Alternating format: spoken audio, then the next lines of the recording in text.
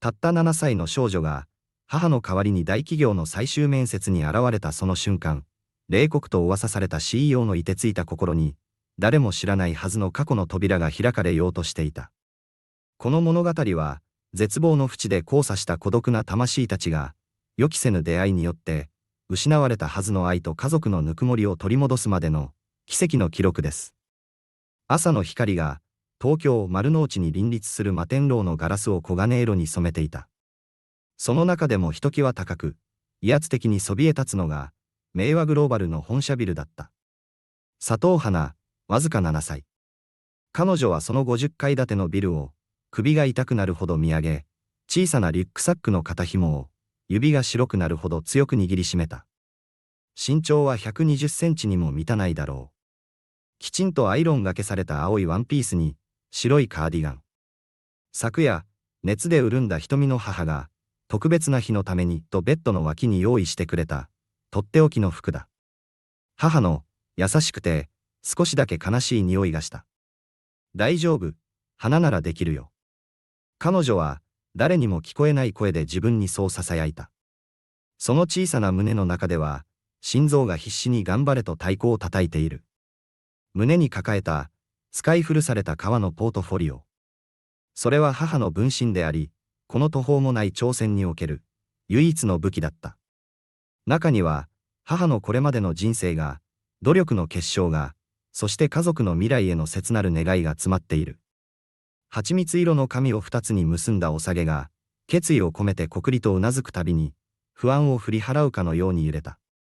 一歩、自動ドアを抜けると、そこは別世界だった。ひんやりとした空気が肌をなで、磨き上げられた大理石の床は、鏡のように天井の照明や、慌ただしく行き交う人々を映している。仕立ての良いスーツに身を包んだ、背の高い大人たち。彼らはみんな、難しい顔をして、誰とも視線を合わせず、まるで駒のように正確な足取りでそれぞれの目的地へと消えていく。革靴の硬い音が、広い空間に冷たく響いていた。その誰もが、床に落ちた小さな影、花の存在に気づく様子はない。ここは、子供の居場所ではない。空気にさえ、そう書かれているようだった。花は受付カウンターへと、震える足で一歩ずつ進んだ。カウンターは、彼女の背丈よりもずっと高い。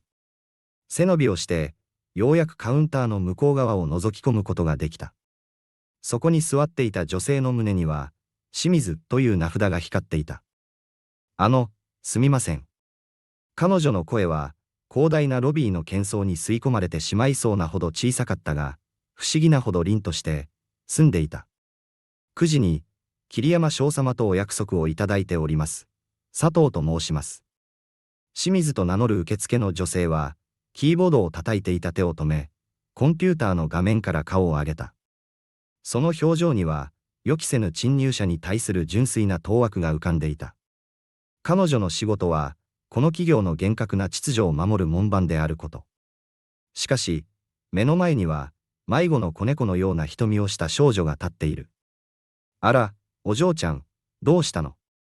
彼女の声は、職業柄の丁寧さを保ちながらも、戸惑いを隠せないでいた。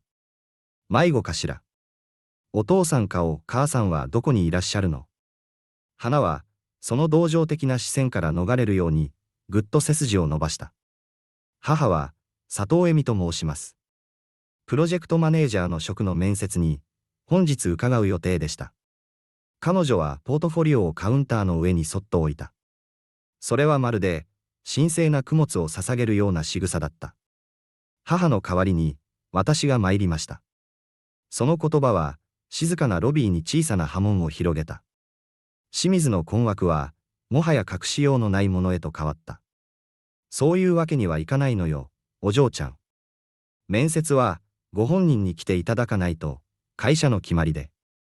彼女は、子供を傷つけないように、できるだけ優しい言葉を選んだ。来られないんです。花の語尾が、抑えきれない感情でわずかに震えた。母は、病院にいるんです。昨日の夜、急に息が苦しくなって、救急車で運ばれて。でも、母は、このお仕事が本当に必要なんです。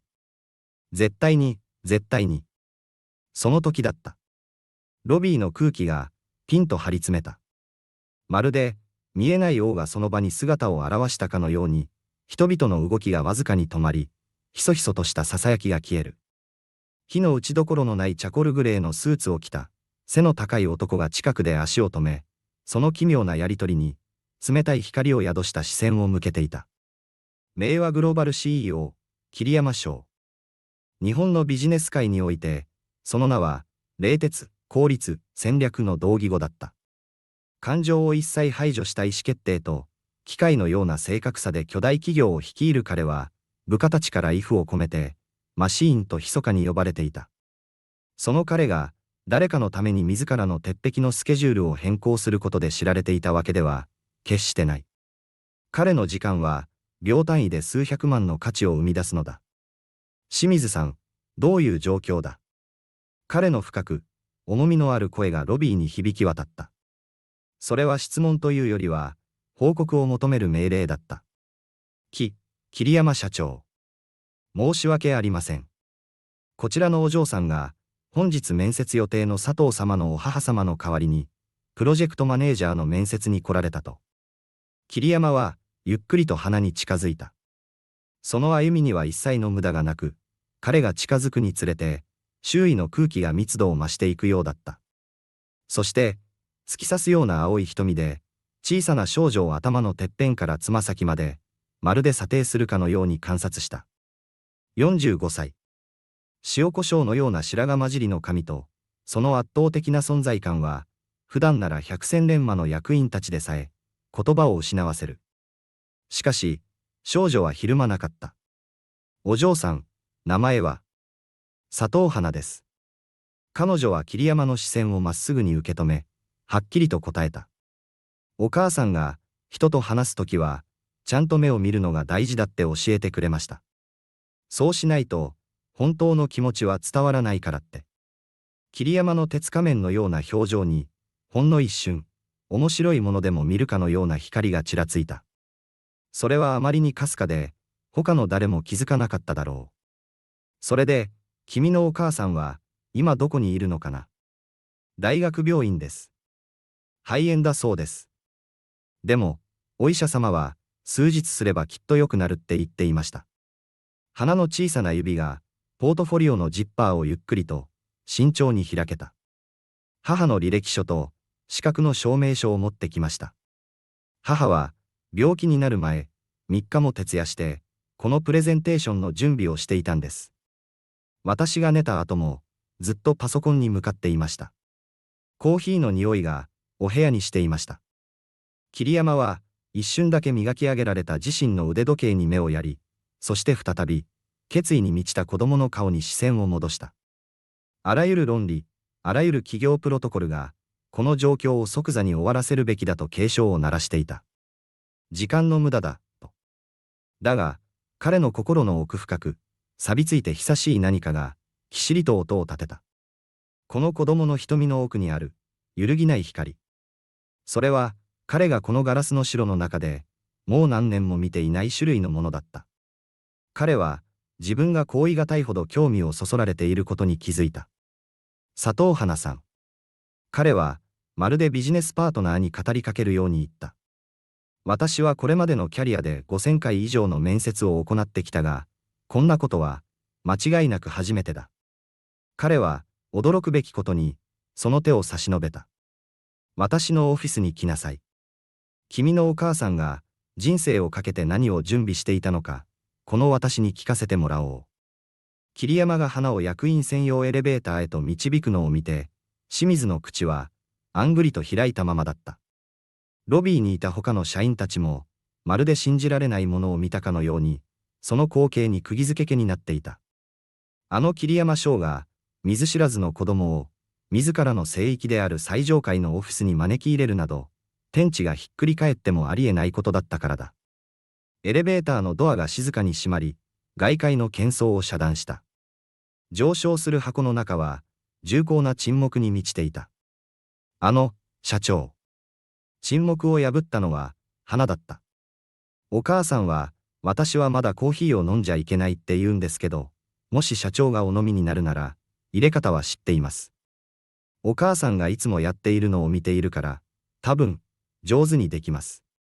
何年ぶりだろうか。桐山翔は、心の底から、静かに笑った。その笑い声は、彼自身にとっても驚きだった。この予期せぬ出会いが、凍てついた彼の人生、そしてこの巨大企業の運命の歯車を、大きく狂わせ始めることになるとは、彼はまだ知る由もなかった。桐山翔のオフィスは、権力と成功の象徴だった。ビルの最上階、ワンフロアをほぼ占有するその空間は、まるで俗世を見下ろす神の視座のようだった。床から天井まで続く窓からは、東京の街並みがミニチュアのように広がり、その壁には彼の功績を物語る数々の賞状や、その厳しい表情が表紙を飾った世界的な経済誌が、整然と並べられていた。すべてが冷たく、完璧で、人間的な温かみを欠いていた。ただ一点、デスクの隅に置かれた、伏せられたままの小さな銀色の写真立てを除いては。桐山は、広大なマホガニーのデスクの向かいにある、子供の体には大きすぎる革張りの椅子に花が座るよう促した。花はちょこんと腰掛け、その足は床に届かない。それで、花さん。彼は、花が母のポートフォリオを膝の上に宝物のように慎重に置くのを見つめながら、切り出した。君のお母さんの能力について、詳しく教えてくれるかな。花は、まるで何度も練習してきたかのように、手慣れた様子で革のバインダーを開いた。お母さんは、8年間、プロジェクトマネージャーをしていました。先月、残念ながら倒産してしまった、ウエストレイク・ソリューションズという会社で、最後の5年間働いていました。小さな指が、履歴書に書かれた経歴を、確かめるようにゆっくりとなぞる。PMP という、世界で認められている難しい資格と、有名国立大学の MBA を持っています。お母さんは、私が寝た後も、いつも勉強していました。桐山は、その子供が当たり前のように口にする専門用語と、その流暢な説明に内心で感心し、肩前を上げた。なぜ、君のお母さんは、数ある企業の中から、明和グローバルで働きたいんだ。健康保険が必要だからです。花は、何のてらいもなく、まっすぐに答えた。それと、もう一つ。お母さんは、この会社がただお金を儲けるだけじゃなくて、人々を助ける、大切なお仕事をしている会社だと、いつも言っていました。そういう場所で、自分の力を試したいんだって。そのあまりにも率直な答えは、桐山にとって再びの不意打ちだった。ほとんどの候補者は、会社の輝かしいビジョンや自己成長の機会について、台本を読んでいるかのような美辞麗句を並べ立てる。だが、この少女は、生活の現実という、誰もが避けて通る確信を、いとも簡単に突きつけてきた。お母さんは、お仕事がすごくできるんです。花は、今にも泣き出しそうなのをこらえるように、声を張り上げた。彼女はバインダーから、色鮮やかなグラフや図が並んだ数枚の資料を取り出した。これは、お母さんの成功事例です。この青い線が、こうやって、キューって上がっているでしょう。お母さんは、これが大事なんだって言っていました。社員の皆さんの頑張りが、ちゃんとお金になっている証拠だからって。桐山は、その資料を手に取った。それは、子供騙しなどでは決してなかった。ムティクオージープリペアード。プロジェクトの進捗、予算管理、リスク分析、そして最終的な利益率。すべてが一目でわかるように、視覚的に、そして論理的に構成されていた。佐藤恵美という女性の、卓越した能力と仕事に対する誠実さが、その一枚一枚から痛いほど伝わってきた。このプレゼンのために、お母さん、本当に頑張っていたんです。花は続けた。その瞳には、母を誇る気持ちと、母を苦しめている現状への悲しみが入り混じっていた。咳をしていたのに、大丈夫、大丈夫って言って、夜遅くまで。私たちが、これからもずっと一緒に、安心して暮らせるようにって。桐山は、細心の注意を払って準備された資料に目を通しながら、佐藤恵美の目覚ましい実績に改めて注目した。完璧なプロジェクト管理、予算内での完遂、そしてクライアントからの熱烈な推薦状。これほどの才能がありながら、なぜ彼女はまだ職を得られていないのか。その疑問が彼の頭の中で大きくなっていく。お母さんが病院にいる間、君の面倒は本当に隣人の方だけで見ているのか。花の表情がわずかに曇った。隣の冬月のおばあちゃんが今朝様子を見に来てくれました。とても親切にしてくれます。でもおばあちゃんはすごく年を取っているからあまり迷惑はかけられません。私は自分のことは自分でできます。学校のお弁当も毎朝自分で作りますから。ずしりとした重みが再び桐山の胸にのしかかった。彼は自分の心の奥底で何かが決定的に変わるのを感じた。お父さんはどこに？彼はほとんど無意識に尋ねていた。私が赤ちゃんの時にいなくなりました。花はまるで遠い国の天気の話でもするかのように淡々と答えた。お母さんはお父さんになる準備がまだできていなかったんだって言っていました。時々そういうこともあるんだよって。彼女は小さな肩をすくめた。だから今は私たちだけです。でも私たちはすごくいいチームなんです。その言葉が引き金になった。桐山はの前の子供をじっと見つめた。落ち着きがあり、理路整然と話し、その年齢には到底不相応な責任と覚悟をその小さな肩に背負っている。彼女のその決意の強さが、彼の心の最も深い場所、何重もの氷で固められ、長く封印されていた記憶の扉を激しく揺さぶった。ダッシュダッシュダッシュ私たち、いいチームよねダッシュダッシュダッシュ遠い昔、愛する妻が生まれたばかりの娘を抱きながら、そう言って微笑んだ日の記憶。彼が仕事にかまけて見過ごしてしまったかけがえのない日々の断片。少し待っていてくれ。彼は声が震えるのを抑えながらインターホンを押し、冷静を装って言った。清水くん、午後の会議まで私のスケジュールをすべてキャンセルだ。スピーカーから彼の秘書である清水純子の動揺を隠せない声が聞こえてきた。社長、しかし、11時には最重要案件である役員会でのプレゼンテーションが。それも、日程を変更してくれ。桐山の声には、反論を許さない響きがあった。それから、大至急、大学病院で佐藤恵美さんという患者を治療している担当医師の名前と連絡先を調べてくれ。今すぐにだ。花の目が、信じられないというように大きく見開かれた。もしかして、お母さんに、会いに行ってくれるんですか？我々で、だ。桐山は静かに立ち上がりながら答えた。これほど並外れた素晴らしい代理人を育て上げた女性に、この名和グローバル CEO、桐山翔が、直接会って敬意を表さなければならない。エレベーターで1階に降りる間、花は不思議そうに彼を見上げていた。桐山社長、どうして私たちを助けてくれるんですか？お母さんは、世の中はそんなに甘くないって、忙しい偉い人たちは、普通は私たちのことなんて気にもかけないものだって、いつも言っていました。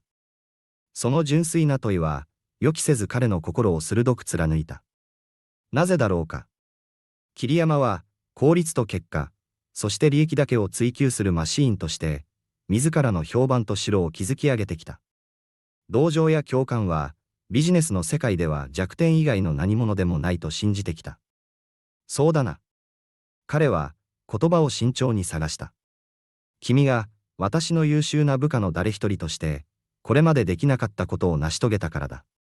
私の完全な注意を引くことに成功した。花はにっこりと笑い、抜けた前歯を見せた。そしてその小さな手を彼の大きな手にそっと滑り込ませた。その子供らしい、何の計算もない絶対的な信頼の仕草に彼は息を飲んだ。冷たく硬い鎧で覆っていたはずの心臓を直接掴まれたような衝撃だった。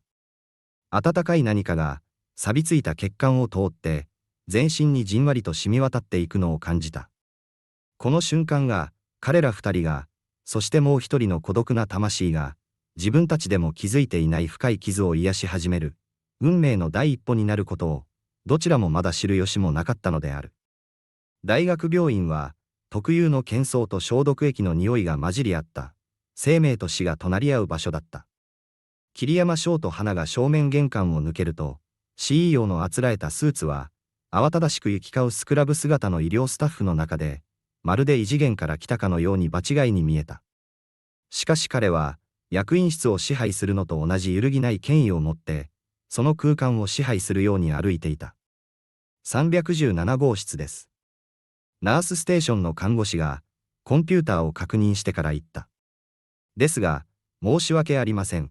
面会時間はまだ始まっておりま。桐山は、言葉を遮るようにカウンター越しに名刺を滑らせた。急を要する、重要な仕事の件で、佐藤様とお話しする必要があります。会社の命運に関わることです。彼の声には、嘘を真実だと思い込ませる力があった。花は、まるで自分の家のように、慣れた足取りで廊下を進んだ。その小さな背中が、桐山の心を再びざわつかせた。この子は一体、何度一人で、この心細い病院の廊下を歩いたのだろうか。母の回復を祈りながら、不安と戦いながら。病室のドアを開けると、そこに佐藤恵美はいた。ベッドの上で、点滴につながれたまま体を起こしている。栗色の髪は無造作なポニーテールにまとめられ、腕には痛々しい点滴のラインがつながっている。明らかに体調は悪そうで、顔は青白く、目の下には濃いクマができていたが、その瞳の奥には、花と同じ、芯の強い光が宿っていた。花。恵美の声は、驚きと安堵でかすれていた。どうしてここに？冬月さんと一緒にいるはずじゃ。彼女の目は、花の背後に立つ桐山の姿に気づくと、信じられないというように大きく見開かれた。ああ、なんてこと、社長、自ら。お母さん、この方は桐山社長だよ。私、お母さんの面接に代わりに行ったの。そしたら、社長がここまで一緒に来てくれたんだよ。恵美の顔から、残っていたわずかな血の気も、完全に引いていった。なんですって。花、あなた。桐山は静かに一歩前に出た。佐藤恵美さん。お嬢さんは、実に素晴らしい印象を残してくれました。驚くほどの落ち着きと知性で、あなたのポートフォリオを、完璧に私に提示してくれましたよ。申し訳ありません。本当に、申し訳ありません。恵美は、屈辱と混乱に顔を歪ませながら、必死に状態を起こそうとした。点滴の管が揺れる。花、あれほど言ったでしょう。会社には電話をして、事情を説明して、日程を変更してもらうようにって。あなた自身が乗り込んでいくなんて、そんな非常識な。だってお母さん、一生懸命プレゼンの準備してたじゃない。花は、目に涙をためて抗議した。咳が止まらないのに、大丈夫、大丈夫って言って、夜遅くまで頑張ってたじゃない。それに、私たちには、このお仕事が絶対に、絶対に、必要なんだもの。その生々しいほどの魂の叫びが、静かな病室の空気を震わせた。誰もが、その言葉の切実な重みに、息を飲んだ。桐山は、ベッドのそばに置いてあったパイプ椅子を引き寄せ、腰を下ろした。佐藤さん、お嬢さんからすべて伺いました。最近までウエストレイク、ソリューションズ社にいらっしゃったと。恵美は、まだ状況が信じられないといった様子で、小さくうなずいた。はい、突然の買収と、それに伴う大規模な人員削減が行われるまで、5年間、勤めておりました。あなたのポートフォリオは、実に素晴らしい。率直に言って、私がこれまで見てきた中でも最高レベルのものです。そのご経歴と実績で、なぜ、まだ他の職を確保されていないのですか。恵美は花にちらりと目をやり、一瞬ためらった後、覚悟を決めたように口を開いた。複雑な事情があるのです。シングルマザーで、頼れる家族も近くに入ない。ほとんどの雇用主は、それを許容できないリスクとみなします。お子さんが病気になったら、仕事を休むことになるんじゃないかと、遠回しに、しかし確実に聞かれます。彼女の声は、これまでの苦悩を吐き出すように、次第に憤りで強くなっていった。彼らは、決して直接的には言いません。ですが、彼らの懸念や偏見は手に取るようにわかるんです。この2ヶ月で8回の面接を受け、8通の不採用通知を受け取りました。桐山は、花がベッドの端に静かに登り、慣れた手つきで母親の点滴のラインの具合を、まるで看護師のように確認するのを見ていた。その小さな背中が、彼女が年齢不相応に背負ってきたものの大きさと重さを、雄弁に物語っていた。そして、この医療費も、馬鹿になりません。恵美は、諦めたように静かに認めた。肺炎になるなんて、本当に、最悪のタイミングでした。その瞬間、桐山の脳裏に、長い間、意図的に封印してきたはずの記憶が、鮮明な映像となって蘇った。恵美によく似た、聡明で、誇り高い女性。圧倒的な困難にもかかわらず、たった一人で社会と戦い、愛する子供に全てを与えようと決意していた、かつての彼の妻、よし子の姿が。佐藤さん。桐山は言った。彼の心は、もう完全に決まっていた。どのくらいで、体調は万全に回復できそうですか？酸素レベルが安定すれば、明日にも退院できると先生はおっしゃっていました。ですが、万全の状態で職場に復帰するには、おそらく1週間はかかると思います。わかりました。では、あなたの正式な面接は、来週の月曜日に、私のオフィスで改めて行いましょう。彼はジャケットの内ポケットに手を入れ、1枚のプラチナカードを取り出した。それまでの間、病院の請求書は、すべて私の秘書に連絡するように伝えてください。一切、心配はいりません。恵美は、そのカードと桐山の顔を交互に見つめ、言葉を失った。桐山社長、ですが、そのようなことは、到底受け取るわけには。先行投資だとお考えください。桐山の声は、穏やかだが、有無を言わせぬ力強さがあった。明和グローバルは、自社にとって最も価値のある資産、つまり、優秀な人材を、何よりも大切にする会社です。彼らが病室を出るとき、花が小さな声で囁いた。お母さんを助けてくれて、本当に、ありがとうございます。桐山は、なぜ、この7歳の少女からの感謝の言葉が、自分が最後に成立させた数十億円の M&A の成功よりも、はるかに温かく、そして価値があるように感じるのか、不思議でならなかった。彼はまだ、この小さな出会いが、彼の凍てついた心を溶かし、会社の未来だけでなく、彼自身の運命をも根底から変えていく、壮大な物語の、まだほんの序章に過ぎないということを、知る由もなかったのである。佐藤恵美が入院してからの5日間、明和グローバルの最上階の一角は、奇妙で、しかしどこか心温まる光景に包まれていた。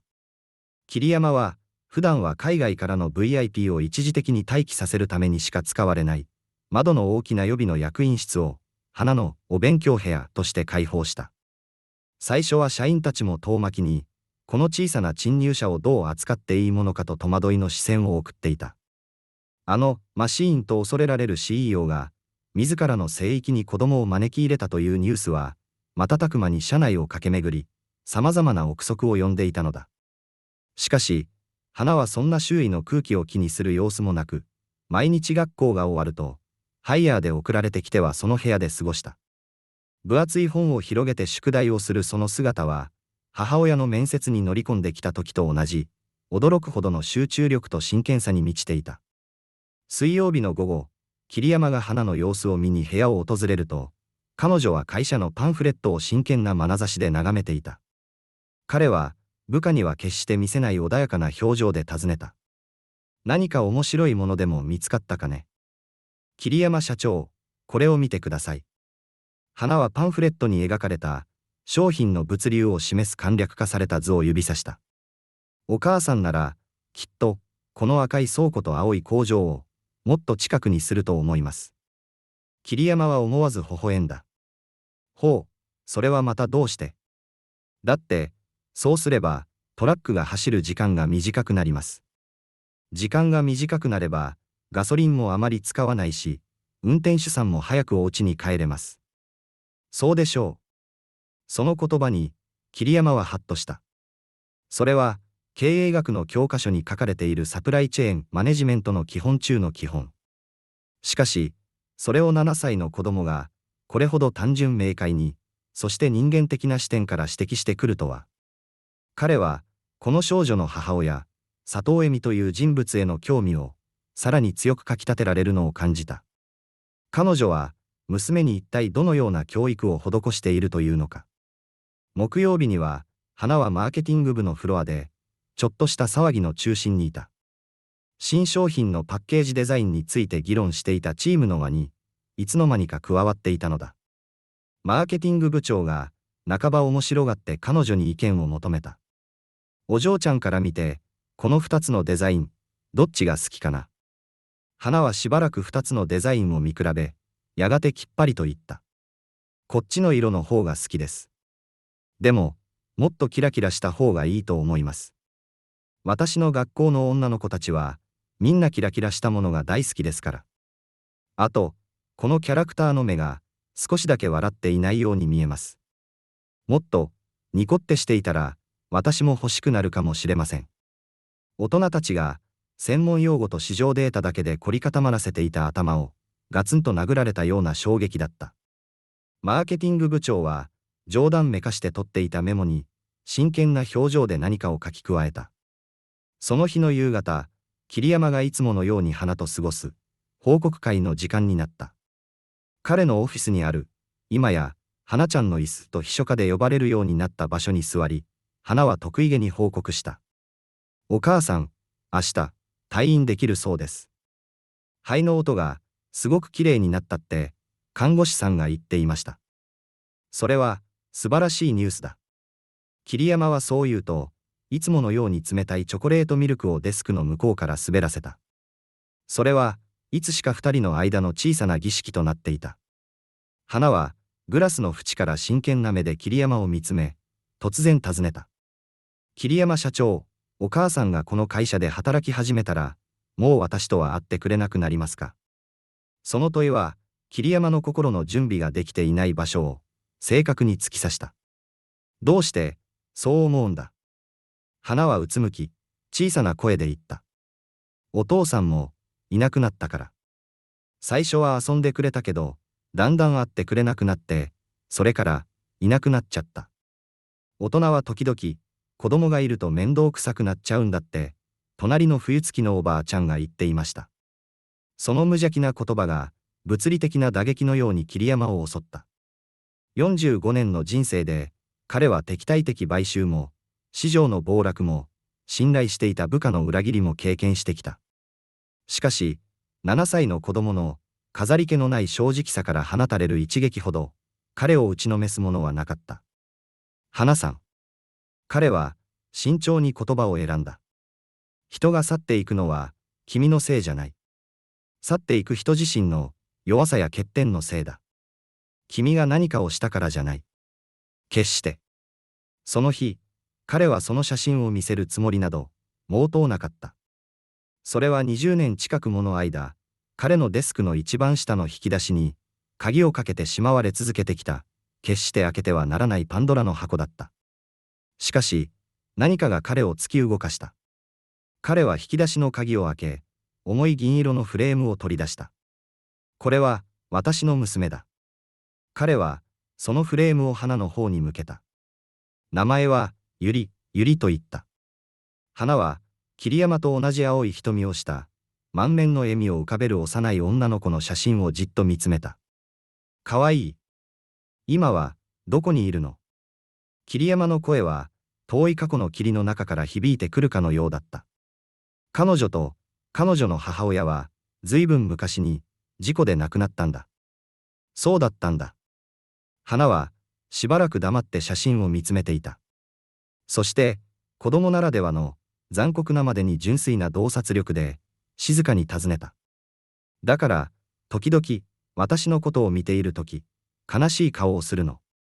その問いは、まるで薄いガラス細工のように、危うく、そして完璧な形で、静まり返ったオフィスに漂った。桐山は、言葉に詰まった。金曜日の朝、桐山のオフィスには、人事部長の浅野響氏、浅野京子が、腕を組んで立っていた。彼女の表情は、冷たく、揺るぎない。佐藤恵美さんの経歴は確認いたしました。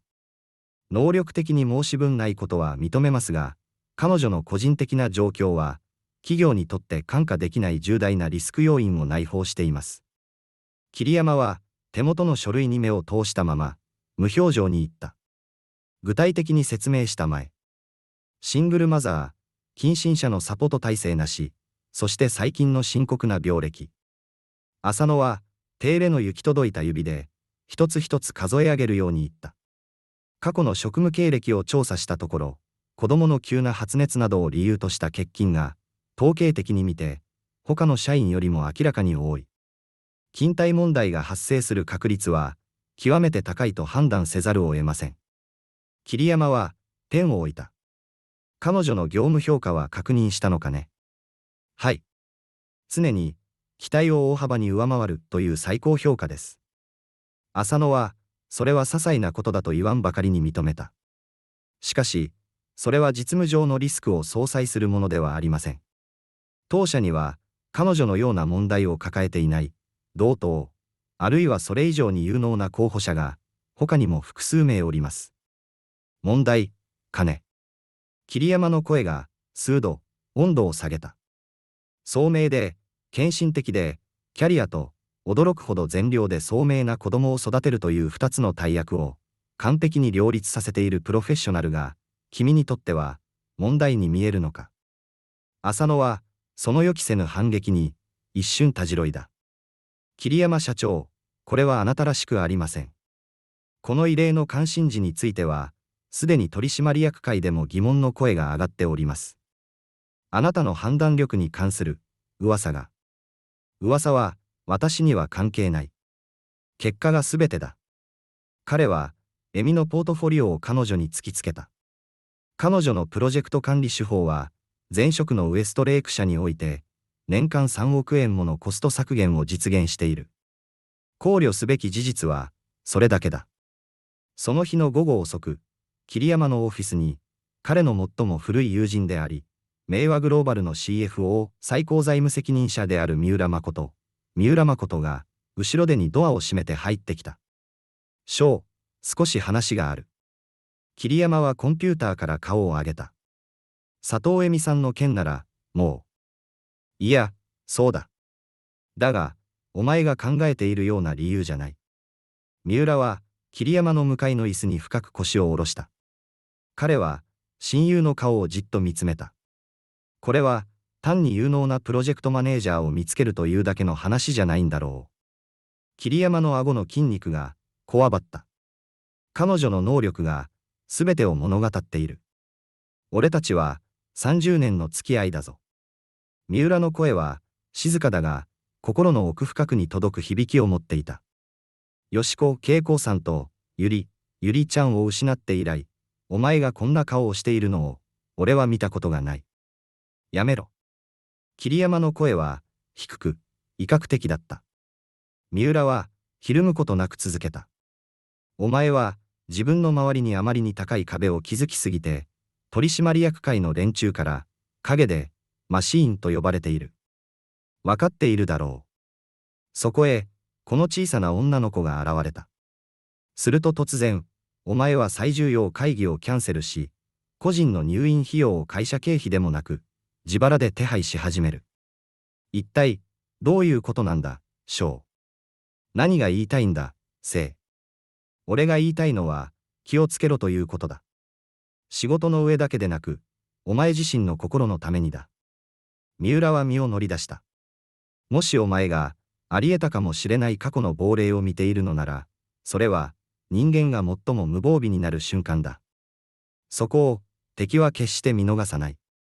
桐山は窓の方へ向き直り、眼下に広がる東京の街並みを見下ろした。知っているか、生。花さんは、5歳の頃から、自分のお弁当を自分で作っているそうだ。母親の薬の時間を管理し、病院の請求書の読み方まで知っている。彼は、かぶりを振った。彼女は、まだたったの7歳なんだぞ。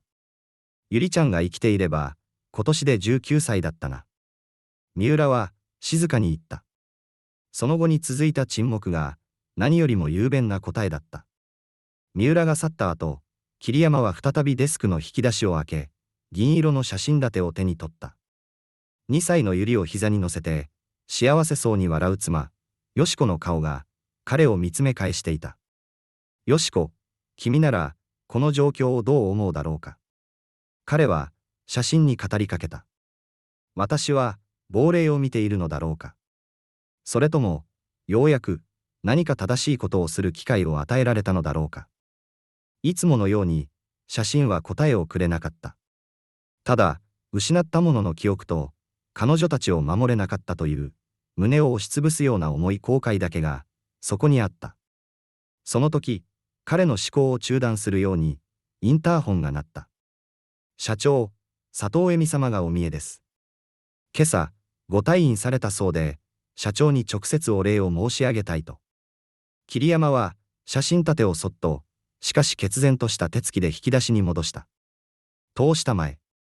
次に何が起こるかによって、役員たちの懸念が正当化されるのか、それとも、何か途方もない、特別なことが始まろうとしているのかが、決まる。戦いのゴングは、今、鳴らされようとしていた。桐山のオフィスに、佐藤恵美は立っていた。病院で見た時よりも格段に顔色は良かったが、最近までの闘病の痕跡は、その佇まいに繊細な影を落としていた。彼女は、おそらく彼女が持つ中で最も良いものであろう。しかし流行からは数年遅れた、シンプルな紺色のスーツに身を包んでいた。その服装が、かえって彼女の誠実さと、この場に臨む覚悟のほどを物語っていた。桐山社長。彼女の声は、緊張を隠せないながらも、まっすぐで、揺るぎなかった。この度は、娘が大変ご迷惑をおかけし、また、個人的な事情にまで、温情あるご配慮を賜り、誠にありがとうございました。入院費用につきましては、必ず。その必要はありません。桐山は、彼女の言葉を遮るように、しかし穏やかに言った。席へどうぞ。恵美は、促されるままに、今や、花ちゃんの椅子の向かいに定着した椅子に腰を下ろした。ですが、そのような大金、私には返済の計画を立てる義務が。投資にはリターンが伴うものです。佐藤さん。しかし、あなたはその価値をまだ証明していない。桐山は、彼女が言いかけた言葉を先取りした。あなたの娘さんは、実に優秀なアンバサダーでしたよ。マーケティング部は彼女の色の提案を真剣に検討していますし、社員食堂では、彼女のおかげでチョコレートミルクが定番メニューに加わりました。その予期せぬ言葉に、恵美の疲れた顔に、一瞬、柔らかな笑みが浮かんだ。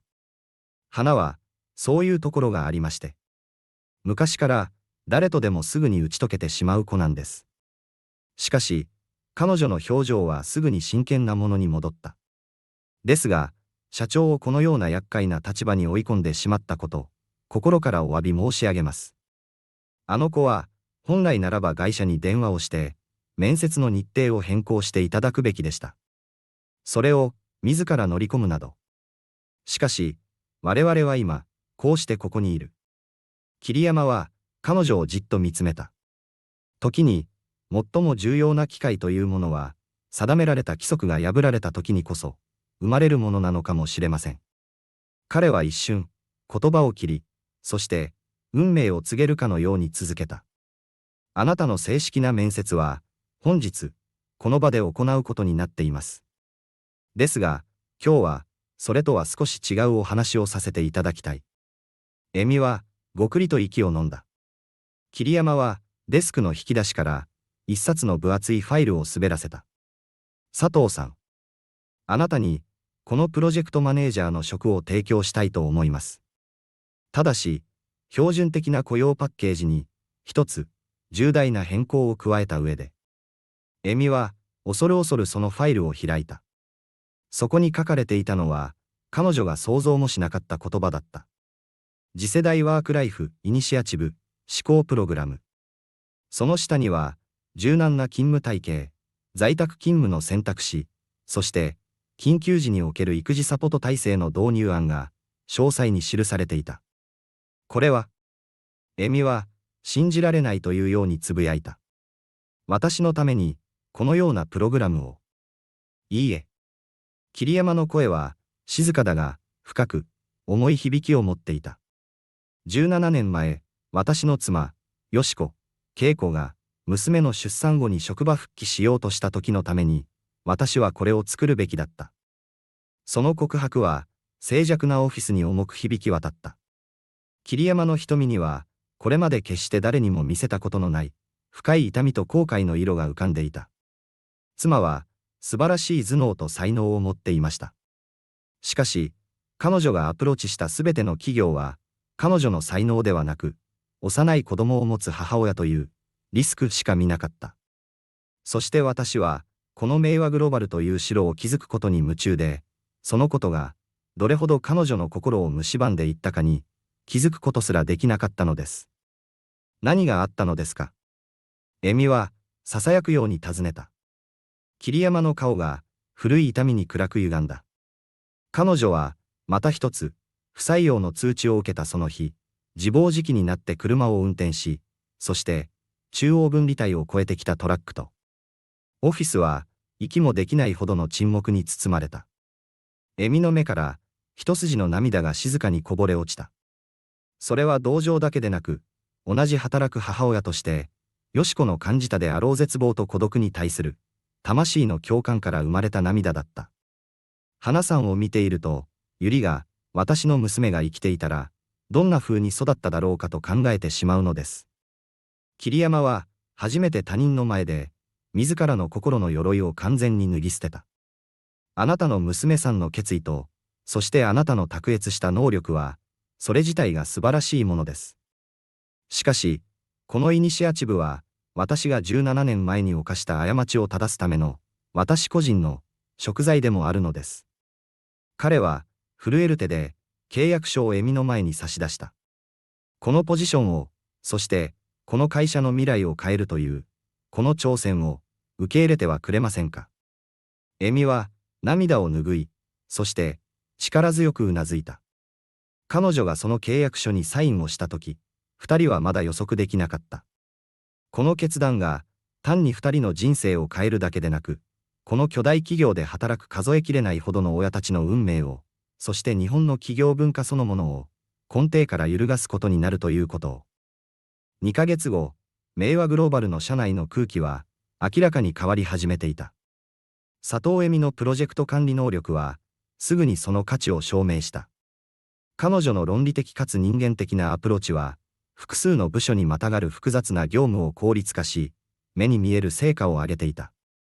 そして、桐山がファミリー・フォワード・イニシアチブと正式に名付けた思考プログラムは、当初の5名を超え、今や15名の社員が参加するまでに拡大していた。役員会議で、恵美は自信に満ちた態度で、壇上に立っていた。参加チームの生産性は、四半期予測において、平均で 12% の上昇を見せています。特筆すべきは、有給休暇の取得率が向上しているにもかかわらず、病欠日数が逆に減少している点です。しかし、人事部長の浅野響氏は、その報告を、薄いベールに隠された会議の目で見つめていた。彼女は、恵美の採用に最後まで反対していた人物だ。わずか2ヶ月のデータで、長期的な実行可能性を判断するのは時期尚早です。物珍しさが薄れたとき、どうなるか。だからこそ、私たちは四半期ごとではなく、週ごとの指標を追跡しています。恵美は、滑らかに、しかし毅然として反論した。これにより、問題が手遅れになる前に、リアルタイムで課題を特定し、対処することが可能です。桐山は、そのやりとりを満足げに観察していた。恵美は、有能であるだけでなく、卓越していた。企業の複雑な力学を巧みに乗りこなしながら、一貫して結果を出し続けている。イニシアチブは継続する。桐山は、議論の終わりを告げるように宣言した。佐藤部長、来四半期までに、対象者をさらに15名増員したまえ。しかし、その変革の裏で、古い秩序を重んじる者たちの不満は、マグマのように溜まり続けていた。その中心にいたのが、取締役会の最長老であり、明和グローバルの前 CEO でもある、長谷川武さん、長谷川剛三だった。四半期役員会の席上、長谷川は、重々しく口を開いた。桐山君、君が導入した最近の変革は、確かに数字の上では成功しているように見える。しかし、私は、我が社の企業文化そのものが揺らいでいることを、深く憂慮している。桐山は、表情を変えずに促した。詳しくお聞かせ願えますか、長谷川会長。職場に子供を連れてくることの容認、柔軟すぎる勤務時間、在宅勤務の推奨。これらは、一部の社員には魅力的に映るかもしれん。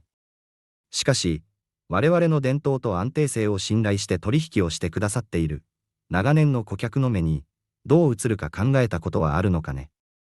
我々は、金融サービス企業であって、託児所ではないのだよ。人事部長の浅野が、待ってましたとばかりに同調した。会長のおっしゃる通りです。先日も、ジュニアアナリストの一人が、勤務時間中に廊下で子供とキャッチボールをしていたという報告が上がっております。規律の乱れは、深刻です。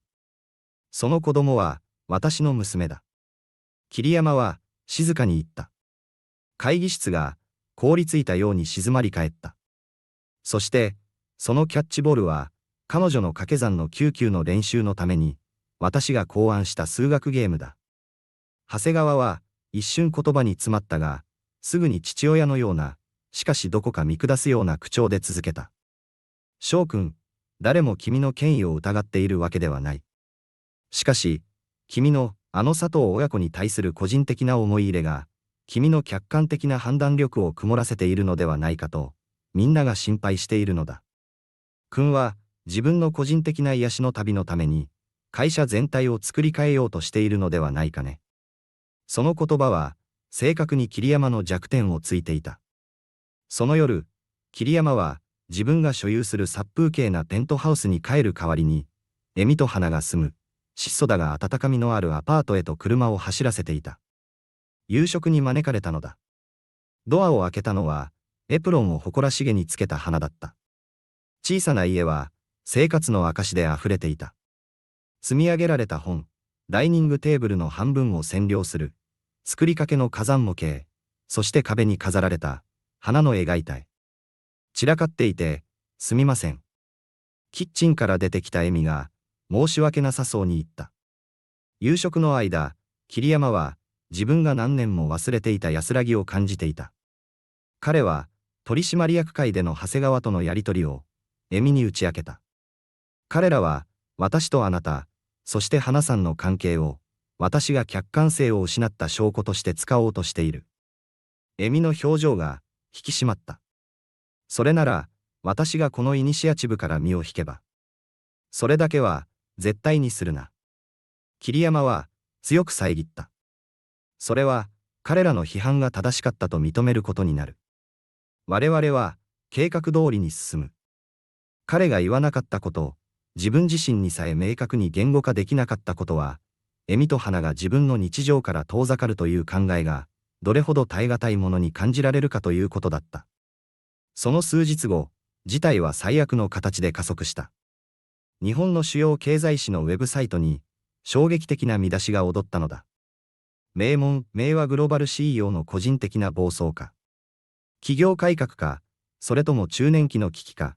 記事は、匿名の社内情報源からの引用という形で、桐山の、特定の女性社員とその子供への、異常な執着を描き、彼の判断力が、過去の個人的なトラウマによって損なわれているのではないかと、痛烈に批判していた。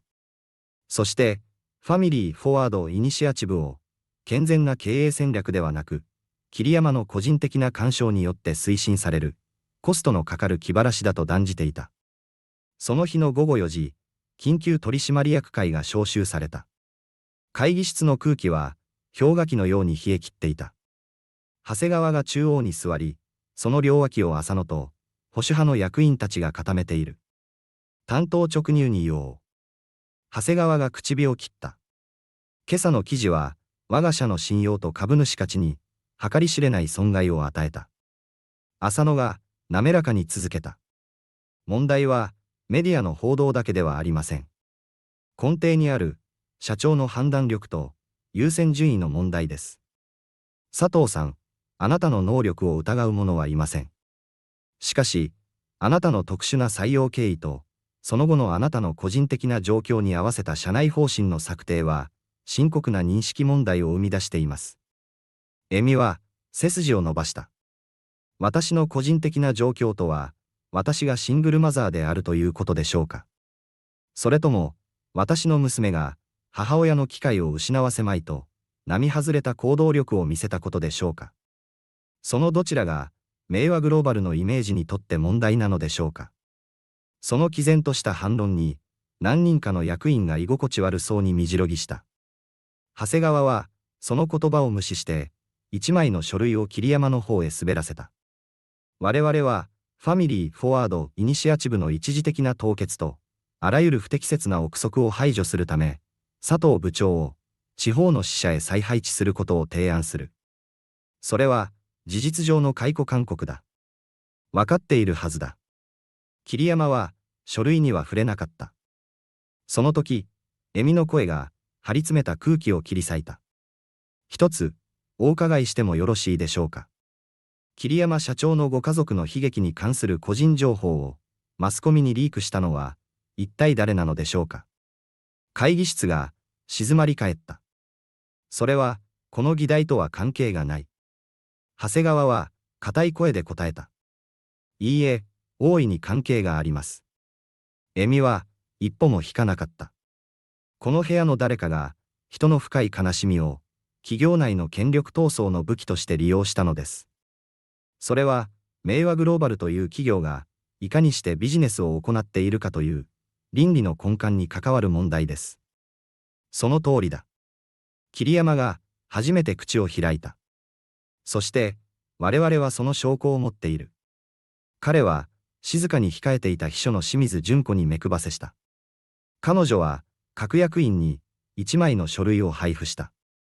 それは、浅野響氏個人のメールアカウントから、県の経済誌の記者へと、3日前に情報が送信されたことを示す、デジタルフォレンジックの解析結果だった。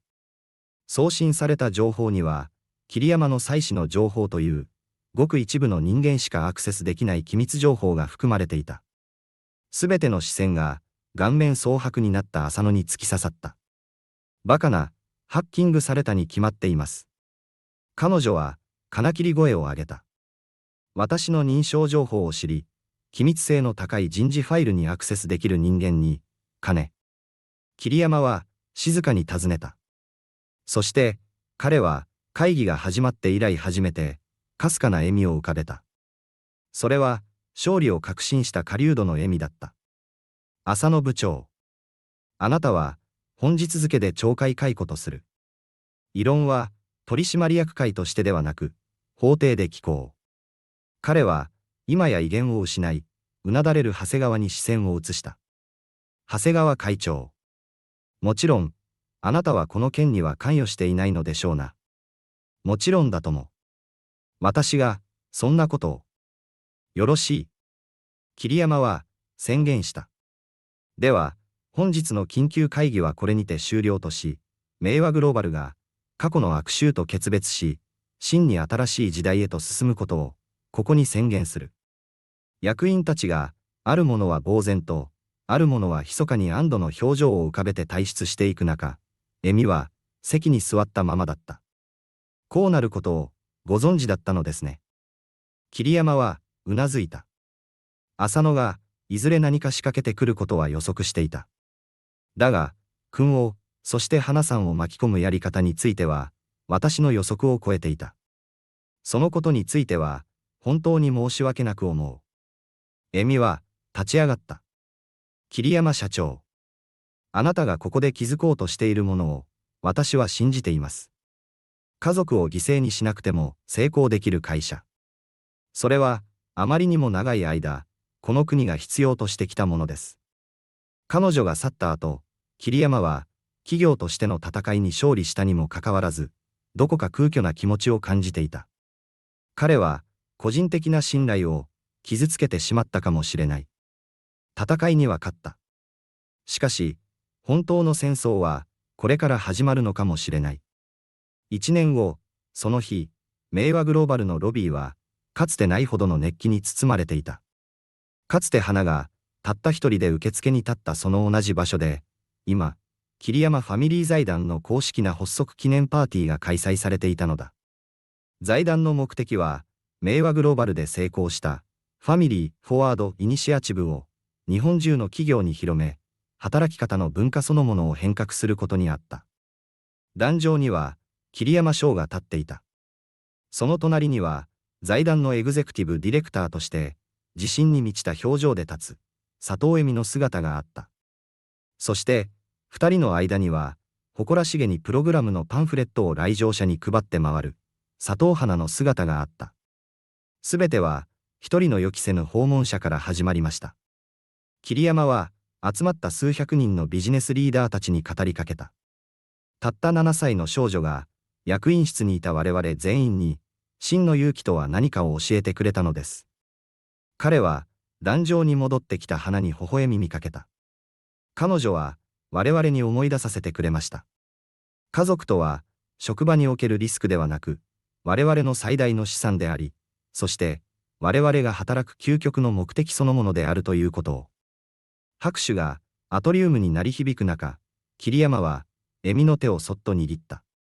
光を受けて、彼女の薬指にはめられた、シンプルなゴールドの指輪が輝いた。